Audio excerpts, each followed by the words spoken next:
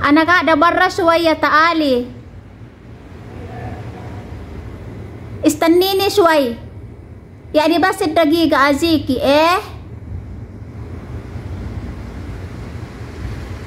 Ayan po, ang ganda ng halaman titingnan sa ganitong oras. Ayan. Yung mga dahon ng kamuting kahoy. Tapos yung puno ng mangga ang liit. Tapos yung doon rin po. Kamuting kahoy din po yon. Ayan. Pero dahil ilan buwan na po mainit dito, walang ulan. Kaya medyo na ano yung dahon. Medyo nasira yung dahon. Ngayon ilan araw na naman, umuulan na naman. Bumalik na naman po yung mga dahon ng halaman dito sa labas.